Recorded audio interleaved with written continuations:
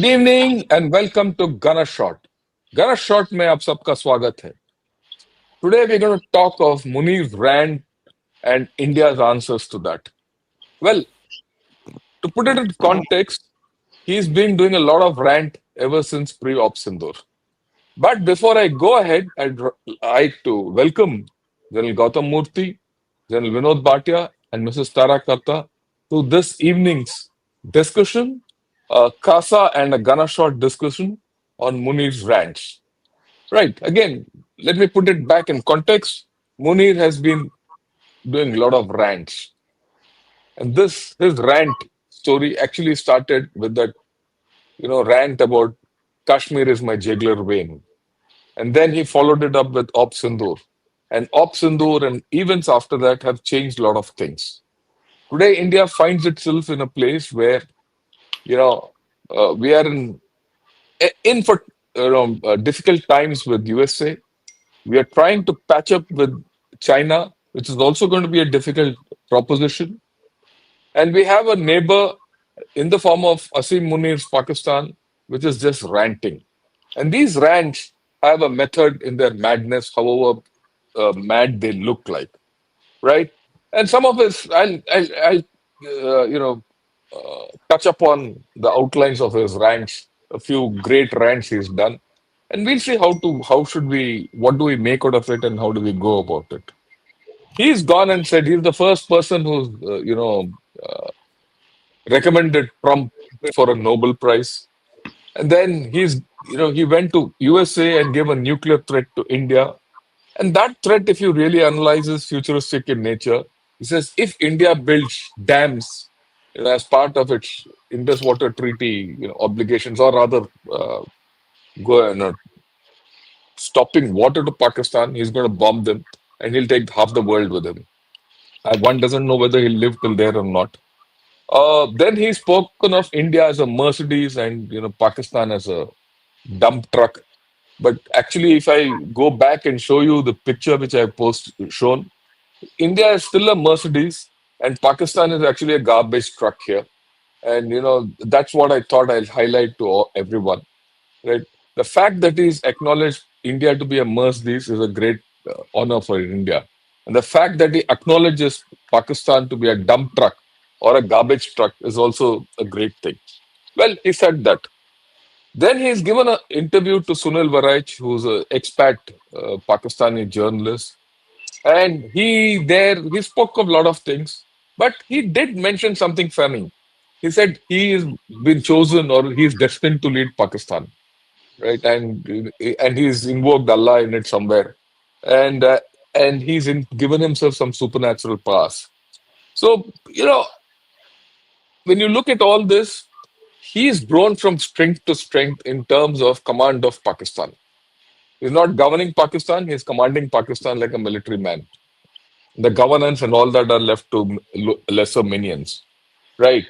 And he appears to be completely consumed by his faith and his belief that he is the man who's been ordained to convert Pakistan into a $1 trillion economy and lead it into some kind of a garden of paradise.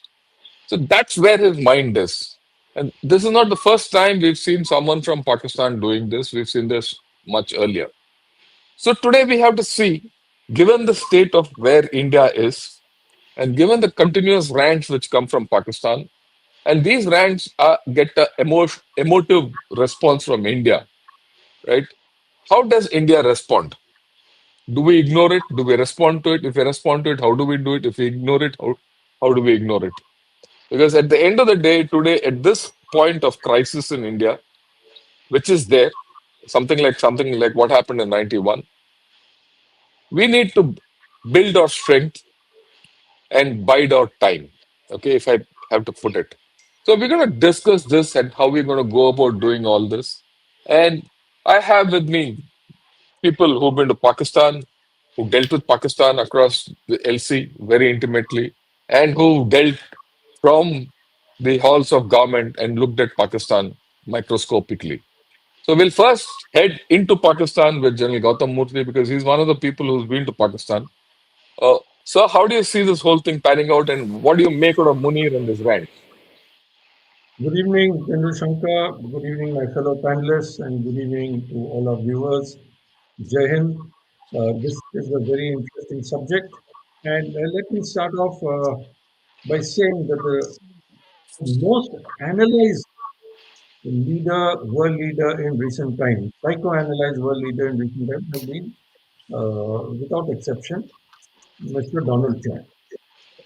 Following close on his heels now is this reticent General Munir, who was actually pushed into the chair by being given an extension. He was a quiet man. All the literature that was available on him said that he was a guy who just bided his time. I don't think within himself he may have had this belief that he would be leading Pakistan, but that belief really didn't come into being till he was actually appointed. When he was appointed again, we heard no statements from him. He was taken to be a media shy person. And then you know what happened on the 9th of May, year ago, when there were riots all over and the army was literally brought to its knees by the supporters of Mr. Imran Khan. And within a couple of weeks of that happening, he took charge of the situation. He came onto his own. He sacked a number of generals. He sacked a number of officers. General Shankar and I, with a few other panelists, we have done an episode on what was the Pakistan Army heading for a mutiny. At that time, it was like this. So Munir has gone from strength to strength. The first actual anti India statement that came out of him was when he addressed the non resident Pakistanis in Pakistan in a seminar where you refer to when he said Kashmir is a jugular vein. And the second most important thing he spoke was he harked back to the two nation theory, which he said it defines Pakistan. It is an article of faith with him. Fast forward to Sindoor, what fast forward? Within 2 weeks of, the Pahalgam massacre happened. And we know very well what has happened and who's behind it. And thankfully, all the three Pakistani terrorists who were responsible for the massacre have been killed, their DNA taken. There's enough forensic evidence to say that these are the fellows who did it. And why they did it, we all know. They wanted to create a typical Hindu Muslim divide that they thought will happen. But fortunately, knowing our country held strong, Kashmir held strong. The Kashmiris came out en masse to say that we do not want this, we absolutely condemn this. Okay. Now let's go on to Op Sindoor, the ceasefire by Trump, announcement by Trump, and what followed after that. Munir suddenly gets elevated to the level, as you said, he's commanding Pakistan. There is no two ways about it. He was called by President Donald Trump. That gave him a huge boost to his image. It gave a huge boost to his self confidence, and it's given a huge boost to what he believes in himself. I would like I would have loved to be the fly in the wall when the meeting between the two took place. Trump, as we all know, is given to flattery, and those who flatter him and say, you're the best. Trump is the best for them. Trump will do anything for a person like that. And knowing Munir and knowing what I've seen a bit of the Pakistani army, subservient, servile. You remember Ziaul Haq, how servile he was to Bhutto till he hanged him, and absolutely fawning. This is their culture, and I can almost hear the conversation. Firstly, he wouldn't have addressed President Donald Trump as President Trump, he would have called him Sir. Sir, you're the greatest that there has ever been. I'm glad that the US has you as a president, and you're a true, not just a leader of the United States, you're the leader of the world. You brought the ceasefire in, and these wretched Indians don't even acknowledge your efforts. You have put in so much efforts, you prevented a nuclear war, and these fellows do not even acknowledge it. They're making light of your thing. And, sir, you brought peace. Pakistan respects you tremendously, and we are going to recommend you for a Nobel Prize, and so on and so forth. And you're the only one who can keep the peace, and you're keeping the peace all over the world. And Pakistan is at your disposal, sir, for anything that you want. We are there with you. You can count on us. And as long as I'm here, sir, be rest assured, we will do whatever you tell us. Now, for a man like Trump, he will not be able to see through this. Any other world leader, I mean, we are talking about it. Anyone will be able to see through this, but not Mr. Trump. He would have accepted it. He would have said, this is a good man, this is a true leader, he's a visionary, and everything else. And you saw the statements they made after that. So that emboldened him. And of course, the Central Command chief, again, he tells him that you're a phenomenal partner, completely forgetting everything that is written by Steve Cole, Rashid Ahmed, and all the other literature, and the CIA's own remarks, Hillary Clinton's own remarks on everything. So you see where it is headed. And then he gets invited, he gives him the highest award of Pakistan. So General Kurilla gets that. Then General Kurilla invites him to his dining out on his retirement. And there he addresses in Tampa, Florida. All right, he's addressing a Pakistani audience.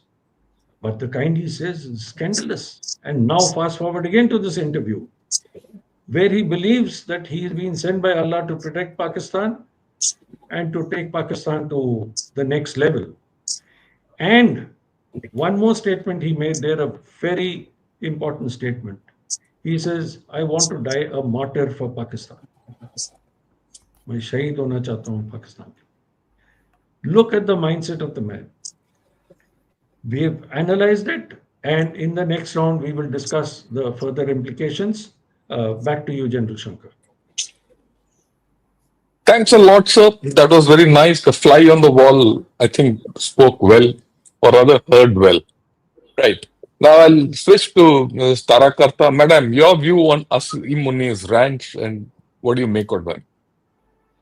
No, I think I'm as puzzled as General Moorthy now. I mean, not earlier, because like he brought out so well, Munir was in a really, really bad place, and post Pahalgam, now he is riding high. So that he's got what he wanted.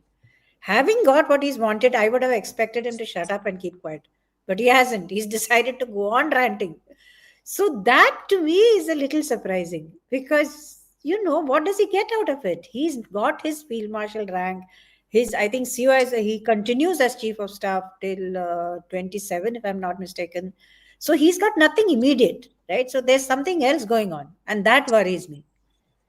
I don't, or somewhere in October, the Indus Water Treaty, our suspension, abeyance, holding it in abeyance, sorry, not suspension, has really rattled them. As of now, there is no great impact on Pakistan, according to Pakistani sources themselves.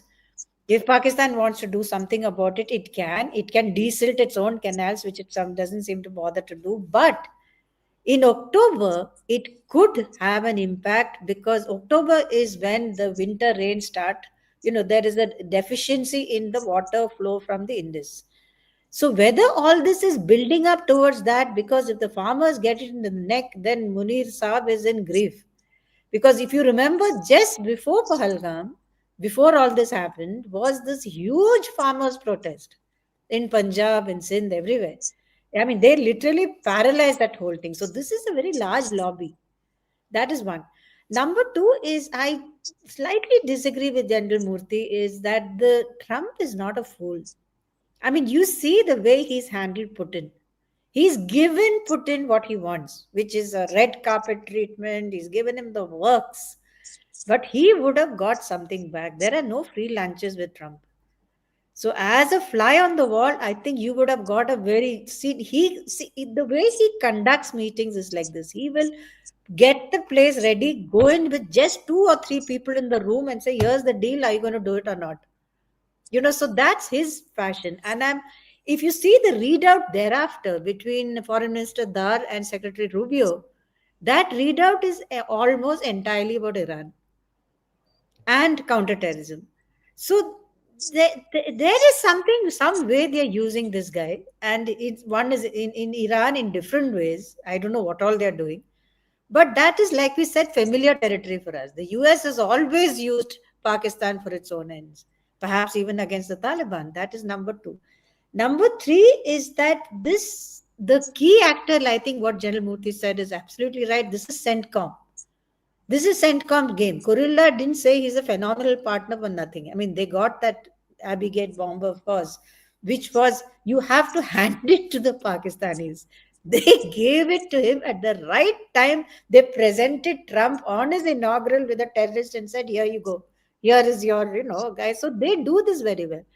Number three is their use of Pakistan businessmen in the US to set up the whole meeting, etc. So let's give credit where it is due. Pakistan did a fantastic job in PR, where we didn't. However, I don't think we should go with this narrative in India.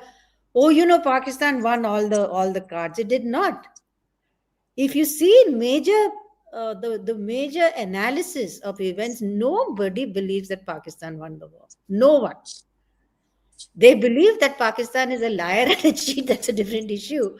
But that narrative has been completely wiped out by the release of the imageries, which we did. I think that was a very nicely done thing. It showed you exactly what Pakistan suffered.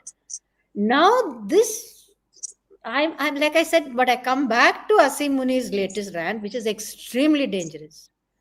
I mean, I can't believe that the world hasn't taken note when he says that I am willing to be a martyr. And this is extremely dangerous talk for a man who has his finger on the nuclear button. It is not, after all, Shahbaz Sharif. It is this man who's in control. So, in any sphere of public policy, I should imagine there is a very large degree of alarm, including in CENTCOM, if they are sensible. CENTCOM, again, they are very used to Pakistan. We had somebody on the show, on an earlier show, where they said we have a team standing by in case Pakistan goes for a six. So they are very well aware of the dangers of Pakistan. But there is something ahead. And I'm not entirely sure how it knits in with what the US wants. There's something here which we are missing. So we'll have to wait and see. Right. Thanks a lot, madam. I think you've given a new angle to this whole thing. But I'll continue with Gen Vinod Bhatia. So, your take on Asim's rant and what does it mean? We'll decipher that and then we'll go. What is it for us? Your decipher. How do you look at it, sir? Thank you, Jai Hind, to your viewers, Gen Shankar, the co-panelists, Gen Moorthy, Tara Kartha. Very interesting start. Very interesting start, I must say. Let me give it a little different sort of a thing. It's a dog cornered who has nowhere else to go. So, and this is as per the Pakistani narrative, actually. You see, the new doctrine, whatever you call it, people call Modi doctrine, whatever you call it, it's very categorical. Op Sindoor was a swift, sharp, surgical strike on Pakistan, right?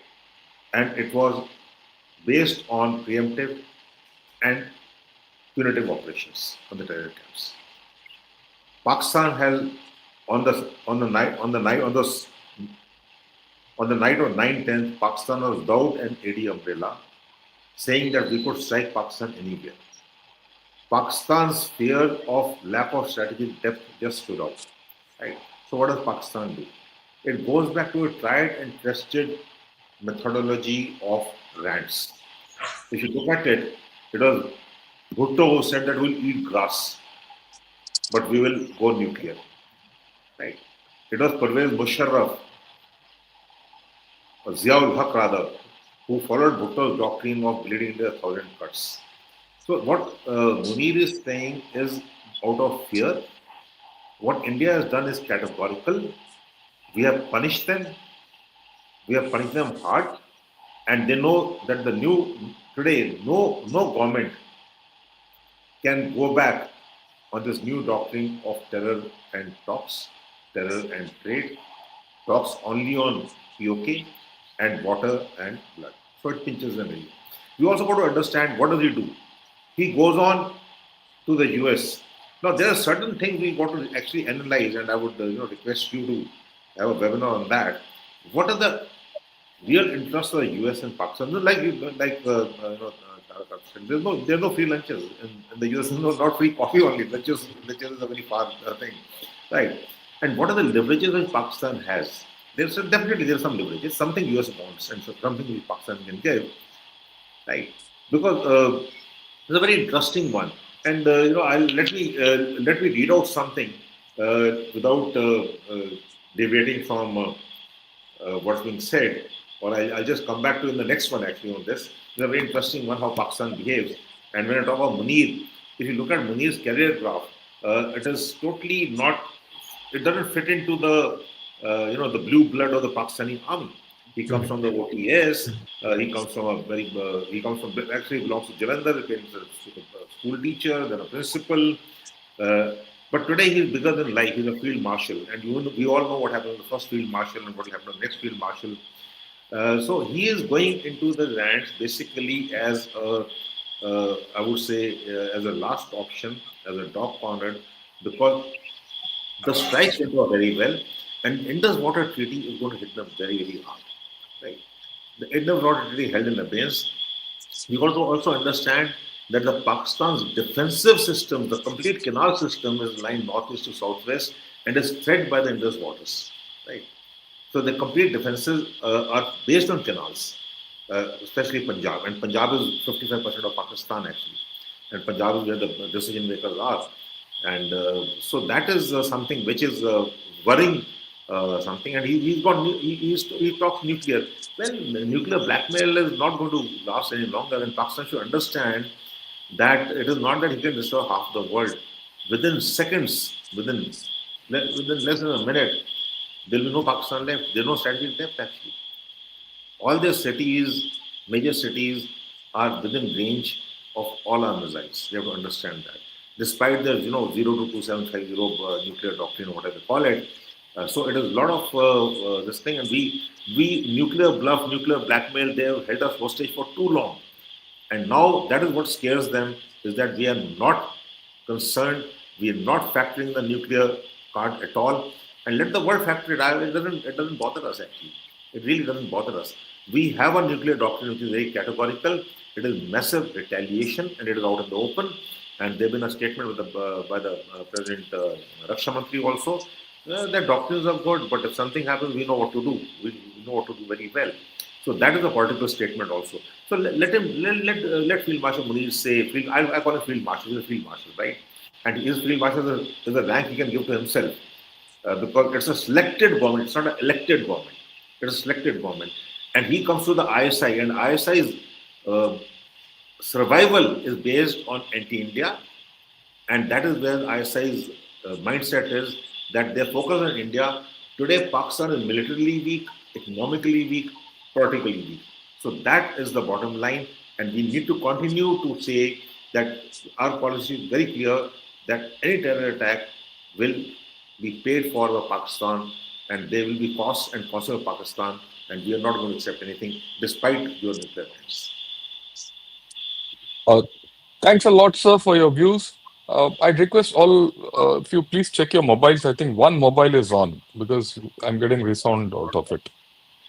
Right. And yeah. Okay. Now, let me encapsulate what all three of panelists have said. Uh, Pakistan is a cornered cat or a cornered dog. It depends on how you look at it, but it's there. And, and this man wants Shahadat.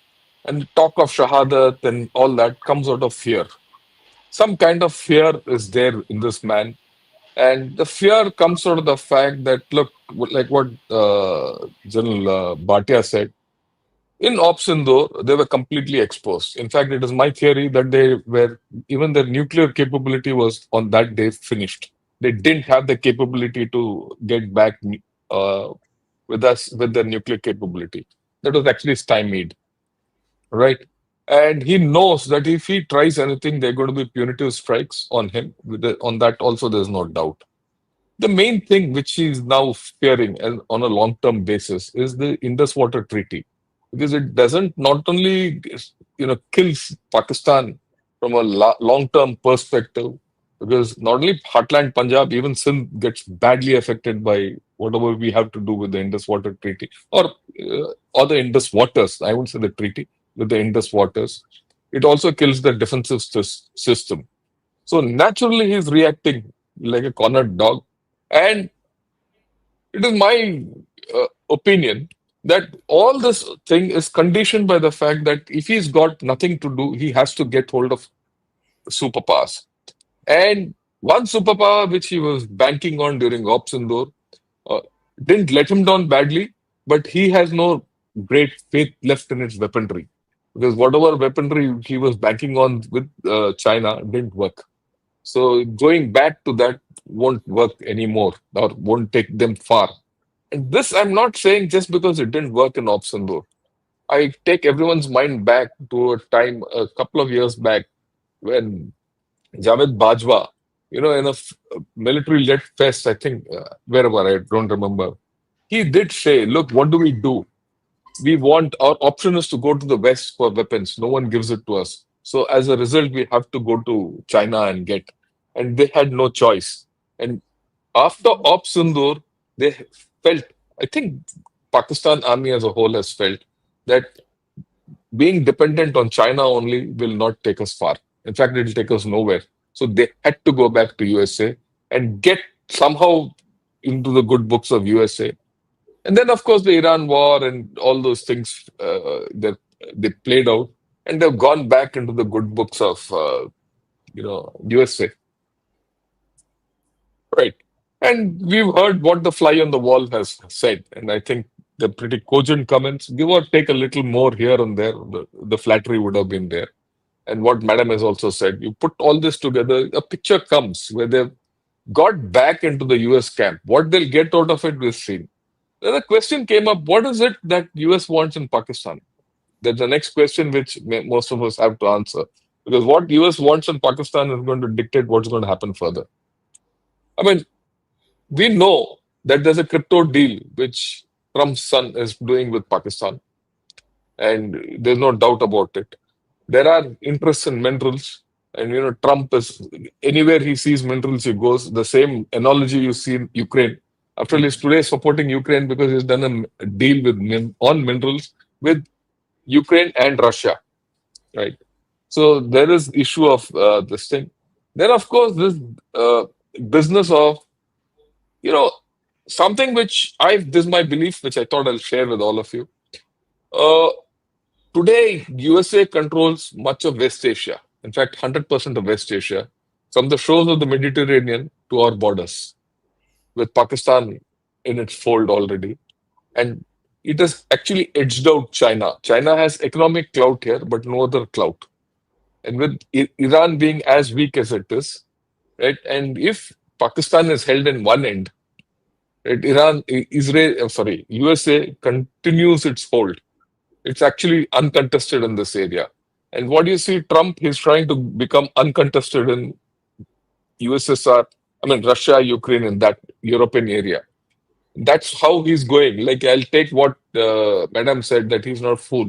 He's not a fool. There's a plan in the American larger geopolitics, right? So I think America is going to build huge equities in Pakistan one way or the other.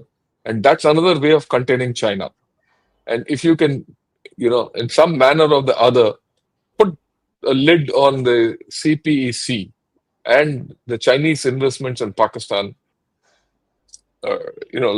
America gains a big foothold here. And the logic for this is also very simple. If you think of a Pakistani, the Pakistani has taken loans from China for whatever he's got, whether it's weaponry, whether it's CPC and all, they have to be repaid back.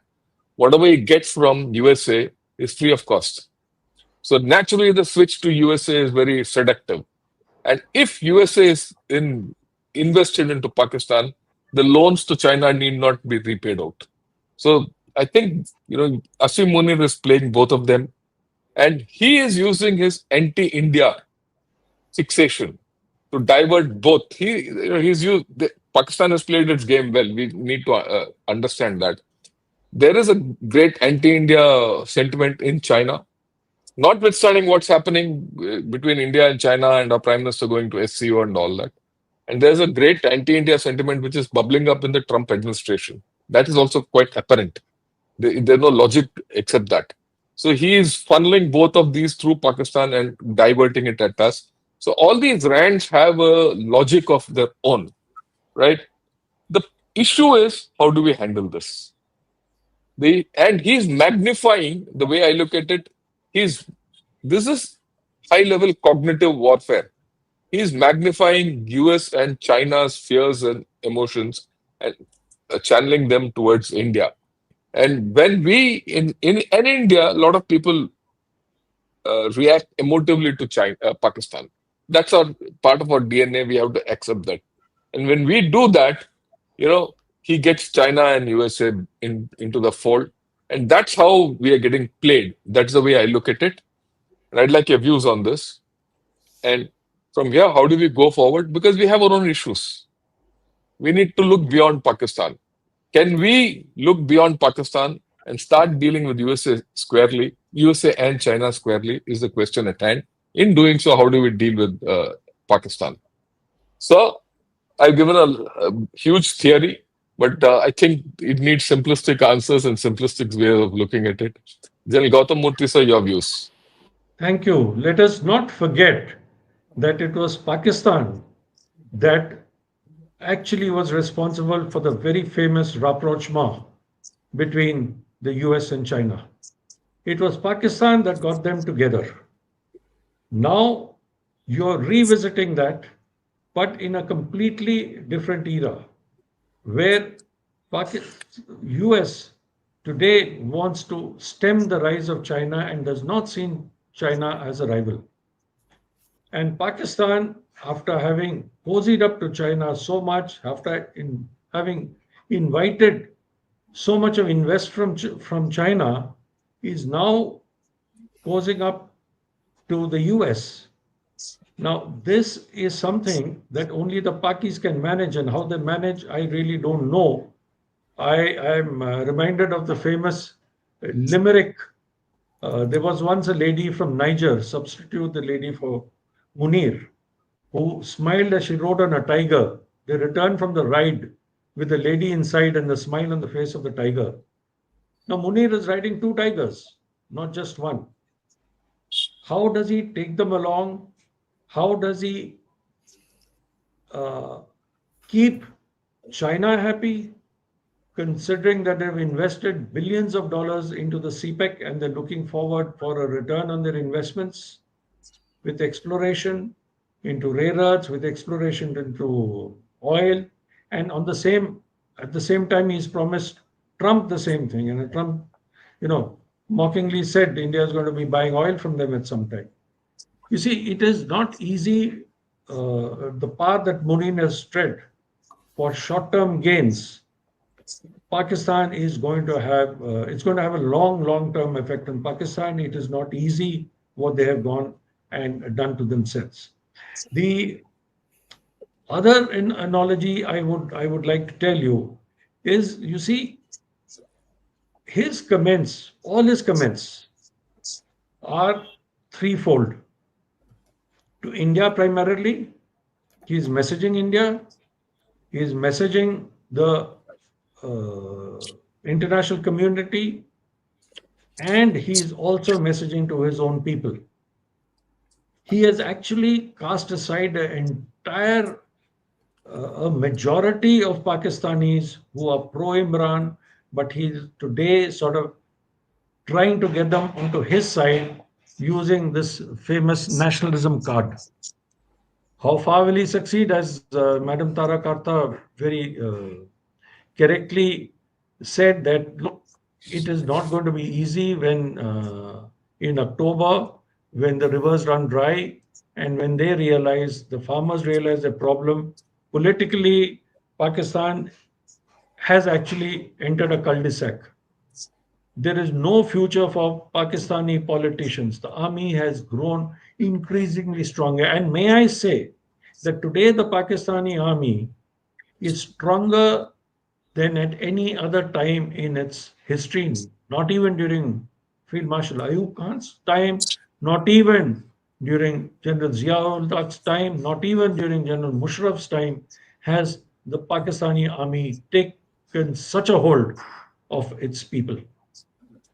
There is no question of anyone even trying a semblance of protest today.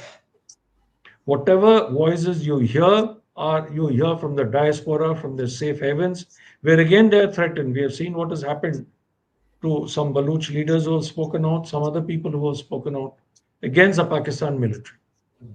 So let us be under no illusions. Pakistan, ISI may be doing a great job against India, but they're doing a greater job against their own people. Back to you, General Shankar. Thanks a lot, sir. Thanks a lot for your views. I'll now request Ms. Tara Kartha, madam, your views. And what do we do with this man who's ranting left, right, and center, riding in a garbage truck? No, like I said, I still don't.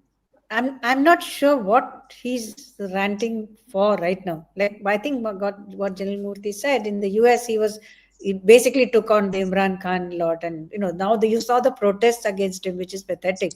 So the Imran Khan lobby in the US is virtually wiped out. Number two, so that means he's got a lot more space back home. So ideally, I'm not sure whether he's aiming for a Sindoor 2. I mean, not Sindoor 2, sorry. His version of, what he, Bunyan Emersos or whatever he calls it. He's launched a huge counterterrorism operation in Balochistan that has started as of the day before yesterday, I think. During that time, he'll probably want to make sure that the western side, this side is quiet. Going down, he may want you back in his, they always, I mean, all of us know our history. Pakistanis always take advantage of a war. They'll say, oh my God, we are the thing, we're there, and then they'll go running here and then they'll say, we're crazy people, we need money. So that kind of a thing has played out time and time again. This time there's a difference because of the extent of Sindoor. You gave them such a tight slap that he has to now get back and say that he's able to do whatever he wants. If he can create another hype of war down the road, he might just get US help. So far, now before saying that, I want to say one thing. So far, all they've got is 390 million. And that was the F-16 package, which was the technical package to make sure that it is not used against India. That's all they've got. They've got nothing else. So Trump is not just going to give them money. There's a bunch of people, bureaucracy, who know exactly what Pakistan does. But there's this, the whole way they've played it, saying, like you said, Nobel Prize, you're the best, you sorted this out and all the rest of it. Whereas we have been saying exactly the opposite. We did it ourselves. Now, that might be an opening for him to use against you going down the line, because next time I don't know whether the US will want to come in to not help but to even restrain the Pakistanis. They'll say, okay, do it yourself. So I think we need to redo our narrative. There is no question of mediation, absolutely none.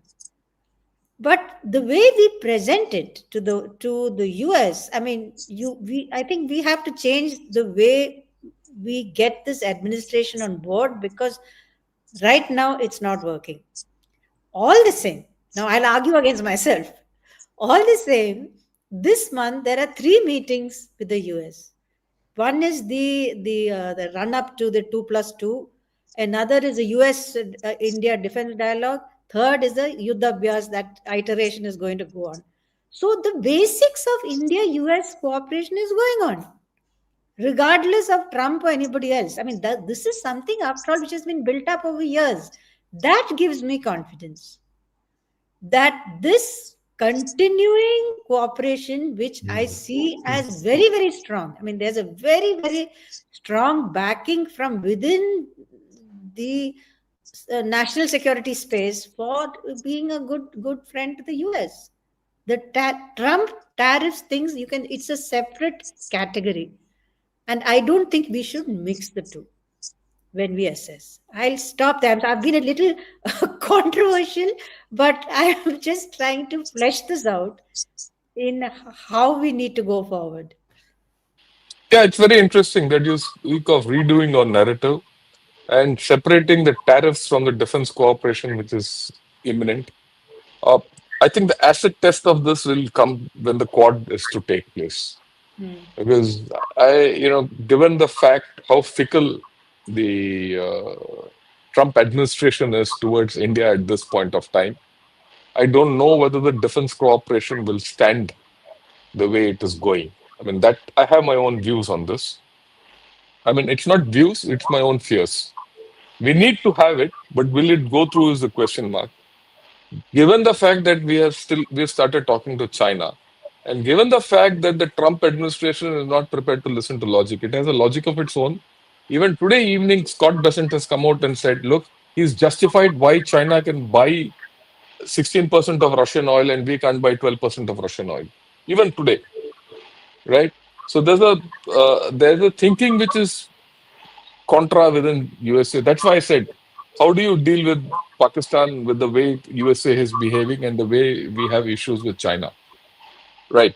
So this is a fact which we have to, this is an issue which we have to grapple with. And we don't have easy answers for this. With this, General Bhatia, sir, your views on how do we tackle Pakistan, especially given the current geopolitical environment which we are facing? This is the new world disorder, actually. I won't call it an order, it's a disorder. And we got to, got to not survive but thrive in it. And that is, I think, our national interest take priority. And one of our national interest strategic autonomy. And that is not being liked by the US at all. We are a risen, responsible, resurgent nation. We are a regional power and a global leader. And that is where I think the US can't see us grow. And the world order is shifting, the space is shifting from the west to the east. I remember on your channel only, we spoke about China's Manil blunder in 2020, right? And Yeah. that seems to be getting corrected now. And I think US is, whatever you may say, US sees that happening. This rapprochement between the RIC is again come up, the Russia, India, China trilateral. So there is a bigger picture. And let me also give, talking of Pakistan, because I'm not going to talk about Sabchi right now. Let us also grant it to Pakistan that Pakistan is always strategically smart, right? Yeah. Strategic autonomy is not in their, has never been in their interest at all. And they have used their geographical location, their geostrategic location, to meet their ends. So we have to understand that. I remember General Durrani making a statement after Afghanistan, Taliban came back to Afghanistan, an excellent statement. He says, we have defeated two superpowers. First, Soviet Union with the help of Americans, and then we defeated the Americans with the help of Taliban. What he did not say was that we were going to defeat Pakistan with the help of Pakistanis. Right? Because terror, okay, it is not me. Hillary Clinton said that you can't have snakes in a backyard if you bite your neighbors only. So Pakistan today is not in a good shape. The cost and consequence of the military has gone up. The 20% increase in the defense budget. What did Sindhu do? It raised the cost and consequence of Pakistan terror, basically. Right? Pakistan wanted to change its policy. But if you look at 2016, if you look at 2019 and 2025, in 2016, Pakistan has taken a total surprise and shock. In 2019, they are prepared with a narrative, right? And 2019 swift retort, and I've been the GOC in 25 days, and you've been there. It is the most heavily manned that access from where they came in Lam, Nashera, and going over to Naria and going over to Pakistan out, and they did not hit anything. So either the Pakistani Air Force is a non-professional Air Force, which I don't believe it is. I think it's a professional Air Force, or they didn't want to hit anything. Okay. Even now, if you look at it, after, in Sindoor also, it was only defensive maneuvers that they were doing, nothing else. So they do not want to escalate also. Please understand that. We never want to escalate. We don't want to escalate at all. We are a responsible nation. We only want to protect and protect our interests, period. But even Pakistan understand that the escalation is not going to be in favor of Pakistan. Happen what? Right. So they go running to China, they go running to the US, which is fair enough, fine. That is their interest. Okay. So if you look at, and Ms. Tara Kartha used to said a very interesting thing, and even Gen Shankar said that in today you can't criticize Pakistan at all. Civilians are tried in military courts in Pakistan. Yes. There's no democracy in Pakistan. And it's a very smart coup. Control is authority is with the Pakistani army, accountability is with the government. What can be better than that? Nothing can be better than that. Right?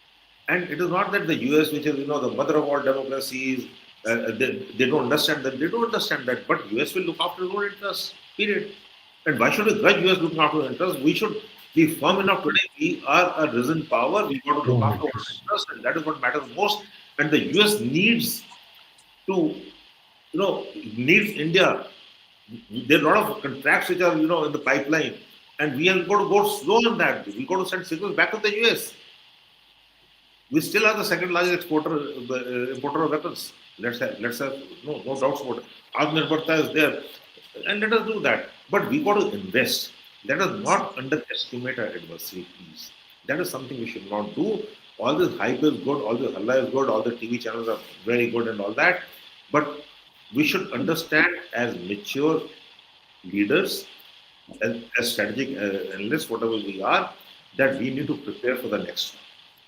The next one will be coming sooner or later. It's not that it's not going to happen, but they're going to test you. If it was 2016, 1925, maybe next one is not after 12 years, maybe it's after 12 months, maybe a little earlier, maybe a little later.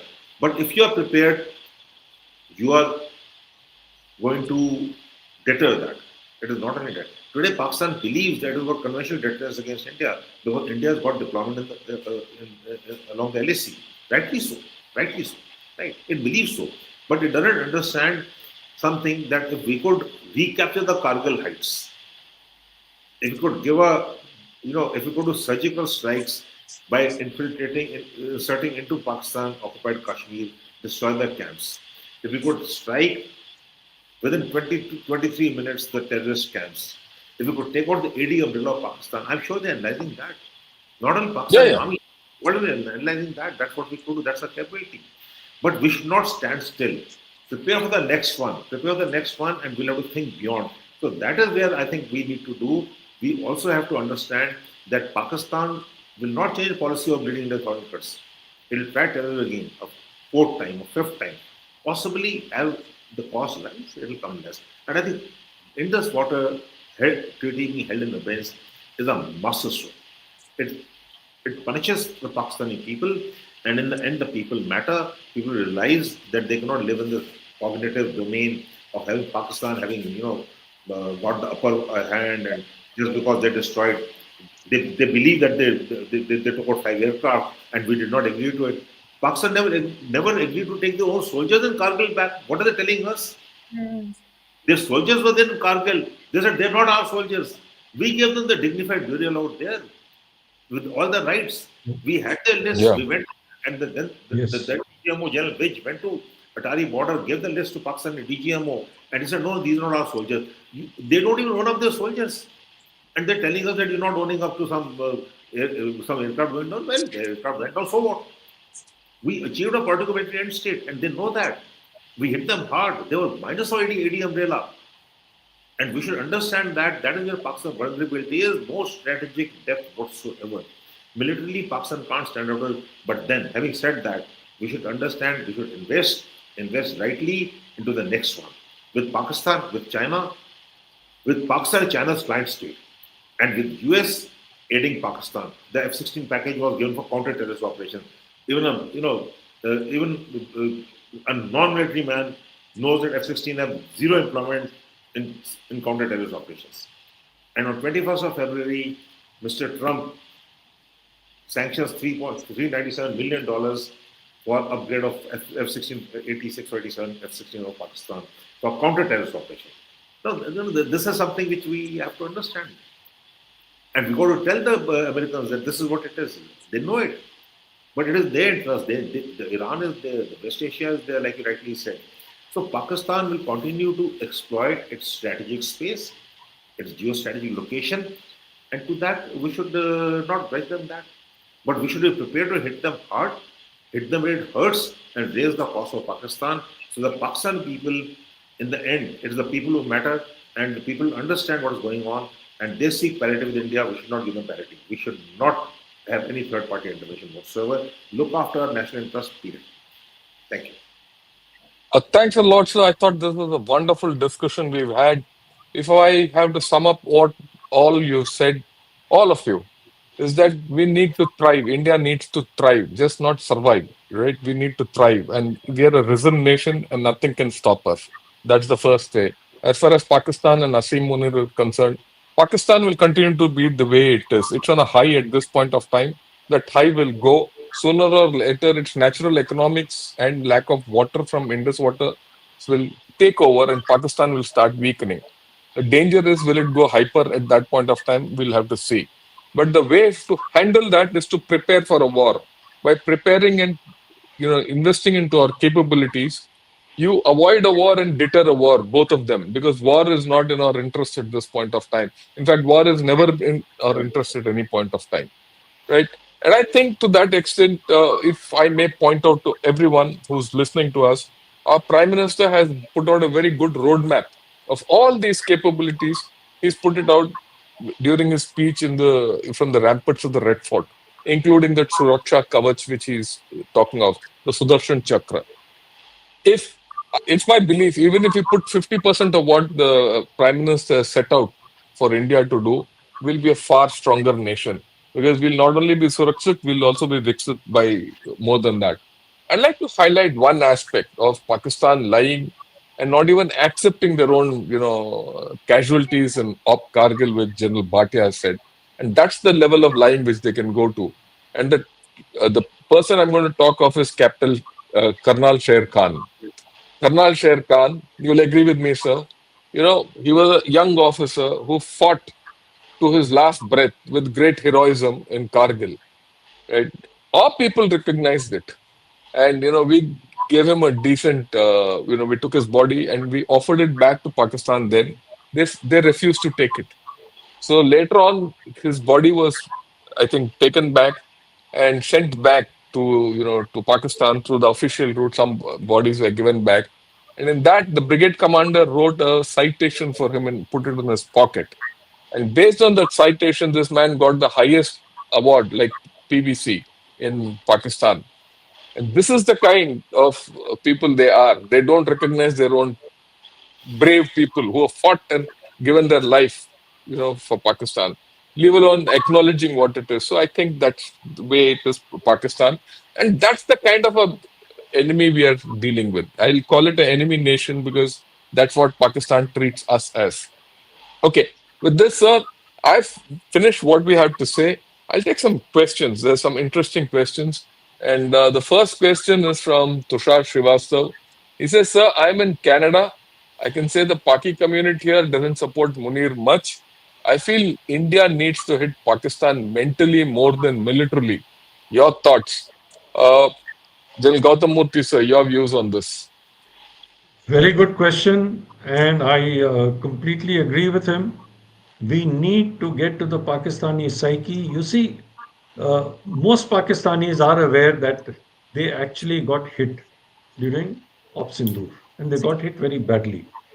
They are taking recourse to some photographs showing that a couple of our aircrafts may have been shot down. But that isn't much. And if you look at it, I think Shekhar Gupta had done a wonderful analysis on this. The war results apart. Even on the last day in the 71 war, even to the last day, the Pakistanis were believing, the newspapers were publishing that they are winning the war. Till Dhaka actually fell. And the BBC journalists all over started sending out visuals. The country wouldn't believe it. Today, at that time again, the population of Pakistan wasn't put down under a hard military jackboot as today. yes, Pakistan has been under martial law. They are the military mullah complex, as General Dushyant has put on the comments that I saw. But the fact is that the people of Pakistan, Munir is a hated man. He has managed to unite the country only on this issue that India attacked them. But the people of Pakistan have realized that India has attacked only terrorist targets. India has attacked only military targets. That also after Pakistan hit back at our, or tried to hit back at our military targets. So there is a message in this to the people of Pakistan. And I completely agree with Mr. Tushar Srivastav, who says, yes, the community may not be supporting Munir. They are not supporting Munir, but they are silent, as Dr. Tara Kartha put it, because right now he's riding high, they're biting the tide. And once Imran is out, and at some stage, inshallah, he will be out, he will take these people on, and they also know it. Munir's time will, obviously, he cannot be riding this tiger forever. His time will also come. Back to you. Thank you, sir. The next question. Shruti Koratari, Madam, you could take it on. How much hubris or radicalism does it take for a man to ruin his country and openly call it a dump truck? What is his end game? J&K issue is a farce. Riyasat-e Pudina has failed. What next? If I can just take a minute on the previous Yeah, question. please, madam. Yeah, please go ahead. Yeah, because I think that's important. We, for the last so many years, we've ignored Pakistan. We've said, you're useless. We don't want to talk to you, which is what's not a bad thing. I also supported that. Let's not bother with this stupid country. But we might have made a mistake. A narrative has to be built and it has to be sustained. And we didn't do that. So, and narrative is not telling lies, it's saying the truth. For example, how much money have Pakistan's generals made? In terms of the fact that the whole country is being taken in a direction by about maybe 2 dozen people. These are the Pakistani generals on top. They are the ones who are doing all this to the country. So we need to get that message across from outside into Pakistan that look, what is wrong with you? Your future is at stake. If General Munir says, I'm willing to be a martyr to Kader. the yeah, he's Martin going to to the take the cause, rest yeah. of the country with him. You think the rest of the Pakistan is happy with that? I don't think anybody wants to be a martyr. So we are not doing this. So that is something I think we really need to take on. But this is in terms of JNK was never actually Kashmiris. The Pakistanis don't care two hoots about the Kashmiris. If they did, they would never have launched a terrorism battle. They've killed more Kashmiris than anybody else has. And I think now Kashmir has woken up to the fact that, look, this is not quite what we had in mind. We need to sustain our relationship with Kashmiris, not Kashmir. We need to not see it as in the past, not now, but we've always seen it as a territorial thing. It's not a territorial thing. It's a thing of Yes, the it's a people and people's. taking them with you. And that is how you will defeat Munir. Because what there's another question here somewhere, very good question. We need to watch out for internal problems. He's going to try a lot of stuff, not just him, others also. There will be whatever internal fissures are there, they will try. You've seen a rise in attacks on Indians outside the country. And the Khalistani issue will be used. So, all this we have to be very, very careful. This is the time for us to stand together. We really, really have to stand together. I'll stop there. Thank you, madam. The next question, sir, from SB Sarkar. Good evening to all eminent panelists. My question is, will the Pakis use USA as a shield to prevent a counterattack by Bharat after a probable future terrorist attack? Then Bhatia, sir. Yeah, obviously that would be Pakistan's aim. You know, to get China, to get US, to get other, maybe Azerbaijan, Turkey, the world opinion. But they have to understand that this is a commitment given by the Prime Minister of India, the largest democracy in the world, to its people. It's a commitment. It is nothing less than a commitment. And the public sentiment in India, and let me tell you that it's not that the sentiment may not be right, but this time number of even learned people said Why did we stop? Why did we stop? We never wanted to. We never wanted a war. That's not the political end state, desired political end state. Really, we have to understand there's a there's a political end state which we want. And then there's the military objectives. We achieved the political end state and the military objectives. Period. And that we did in just 23 or 24 minutes. And the next one was to punish them. And that we did it 18 and a half hour, 18 and a half hours we took. And we got to look at the unending war in Russia, Ukraine, Israel, Gaza. Look at what we have done. Okay. But Pakistan will try this as a shield. This statement of Munir that I will destroy half the world is a statement to ensure that we do not retaliate. There is the cause of Pakistan's next terror attack. Right? He's trying to scare us. Hmm. That's all he's doing. And Absolutely. why should we be scared of him? Really, it is his domestic, like Gen Gautam Moorthy rightly said, his domestic consequency which he is telling, his international community is telling India. तू आ जा यार देख लेंगे ऐसे क्या बात है मैं सीधी बात करता हूँ it is Pakistan and they should know that in 71 what happened they should know what happened in Kargil they should know what in 65 September 65 just we are a few days away from 65 60 or 65 so it is not that but he will try it and that is I suppose if I was a Pakistani I would do the same thing knowing that we are strong India as a neighbor and Pakistan aims to seek parity with India keeps saying that we have to understand what they it is a complex which they have. And the complex is not anti-India. They want to be equal with India, which is not possible. India is a much, much bigger country. There is asymmetry. You can't close in. You are militarily weak, politically weak, economically weak. Where is the economy of Pakistan? All into a one corner of Pakistan. Look at Pakistan military now, overstretched. Doesn't the Modi know that? He knows it very well. Yeah. Now let's discuss General Dushyant's comment. And he says Pak army has always been in control from time of independence. Civilians have always been second fiddle. It is the mullah military militant combination that rules the route. It also the America Allah combination which rules the rules. So yeah, General Gautam Moorthy sir, your views on this? He's right. I would like you to expound on it. Yeah, the Pakistan military, and within the Pakistan military, the army is incredibly strong. There is absolutely no doubt on it. I completely agree with him. And today, even that facade of a civil government has dropped off. The whole world knows it when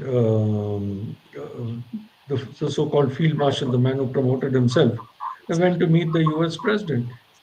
It is not the president of Pakistan who met him to convey a message to the military. It is not the prime minister of Pakistan who met President Trump to convey the message to the military. It was the military man himself. And the ambassador was kept out. The minister who had accompanied him was kept out.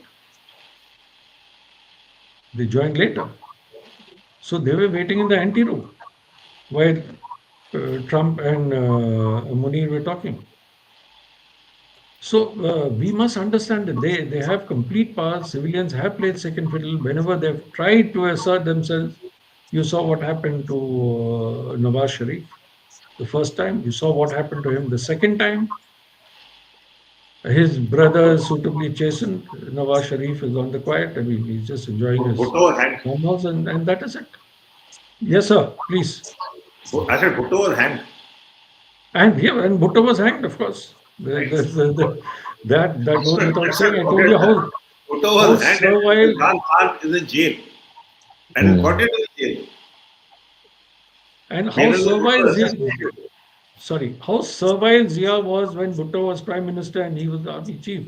Once apparently, and this has been by a couple of eyewitnesses and read accounts of it. Zia was smoking a cigarette when Bhutto suddenly came up. The man held the cigarette in his hand and stuffed it out in his pocket. That was a sign Yeah. of servility. And he hanged the same man. So let's not but also I would like to tell you that as you have said, sir, they are professional. They are analyzing what has happened in Op Sindhu. They know they're fooling the domestic audience, they're fooling the international audience, all that apart. But they're surely carrying out analysis. And I will, why I'm saying this, that in my number of interactions with them in Pakistan, they are they're very, very open, some of them. The- I was a brigadier then. There was a lieutenant general who told me. He says, "I'm a Pathan. For the Americans, it's collateral damage, but for me, it's kith and kin." And he says, before we've realized we've lost so many men in uniform, he gave the figures then. We're neither trained nor equipped for this kind of warfare, and we've been sucked into this. Today, we are paying a price. A lieutenant colonel tells me he would finish his command of his battalion in study leave. And he was with the with the Pakistan equivalent of IDS. I've just forgotten their Yeah. terminology. Tara will let me know. So he was with them, the Institute of Strategic Studies. Yes. So he was with them. He also said, he says, we are hitting our own people using our fighter jets. A brigadier told me that he's served there and he's fought the militants. He says we're killing our own people, and that is boomeranging on us. So it's not that they don't realize. At a professional level, they realize, but yet they are addicted to this terrorism. The terrorist, if he can't enter Kashmir, what does he do? He's not going to sit idle. He's been trained. He'll find some grievance against people who have trained him. And that is a bitter lesson that they ought to understand, they ought to learn. It's still not too late for them to do so. Back to you, General Shankar. Thank you, sir. This is a follow-up comment on what Mrs. Tara Kartha said. Salute, sirs, madam. Ah, Can we make a list of Pak officers who settled abroad with visuals of their lavish lifestyle and spread through TikTok from US or whatever?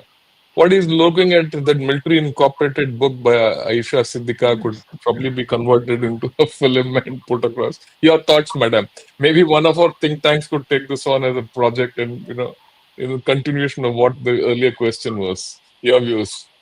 Yeah, it's a fantastic idea, and I completely 100% support it. I mean, it's high. There's also a flip side to this, General Shankar, which I want to bring out here. See, most of us talk about Turkey. Oh, you look at Erdogan. He's not democratic. He's XYZ. Oh, the regime has changed. In somewhere else, in Iran, there is XYZ.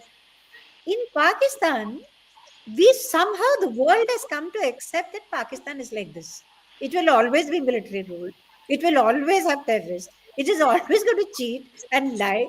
So somehow we've accepted this within our own, what shall I say, in our own worldview.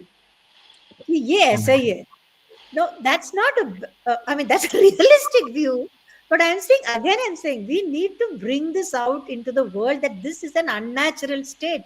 It is not it is not nuclear safe. Why isn't this thing coming out? That it's an extremely dangerous situation, which is then who's talking about it? Nobody. Not even in India. Which TV show is saying that, look, there is a huge danger here? Nuclear weapons in the hands of these people. It is just not normal. So I'm saying we need to turn this whole into an offensive, and this is somewhere we could start. This is an excellent idea. Yeah, I think it's not only targeting the world. People know what they're doing, and that book is a good place to start.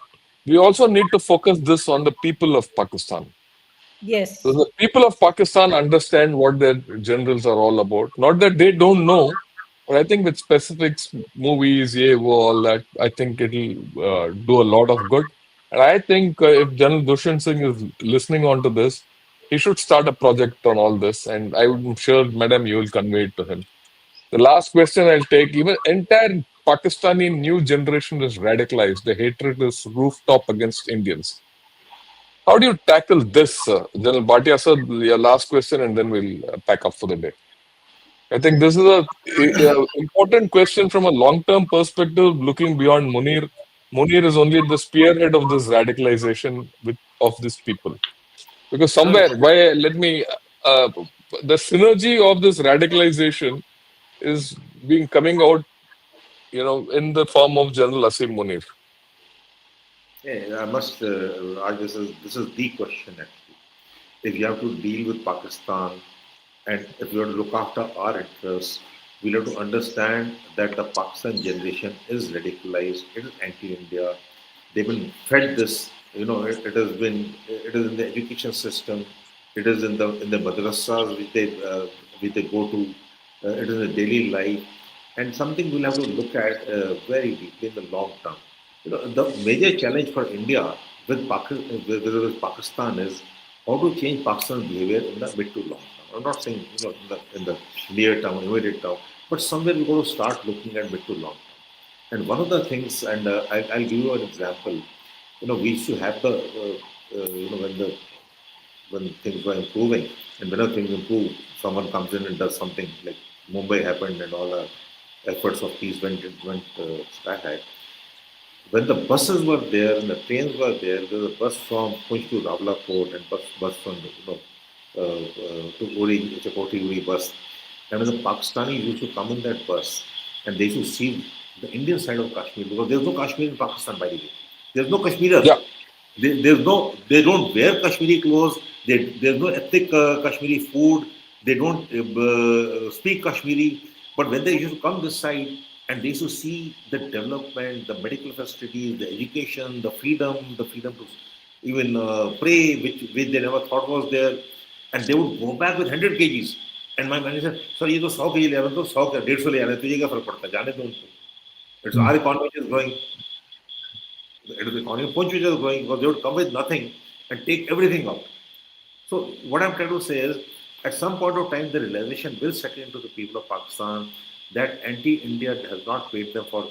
And let's not talk long. I mean, the French and the British fought 100-year wars. It is only thereafter they realized that it is a win-win situation. They don't fight wars. So sometime Pakistan will understand that being anti-India cannot be the root cause of identity. Their identity is anti-India. We have to understand that. The Pakistan identity is based on anti-India. That is the glue, that is the fevicol which keeps them together. Okay. Now, they have to realize that, and that realization come in through their own sufferings. Right? And we should not focus too much on Pakistan. We should have the right focus on Pakistan.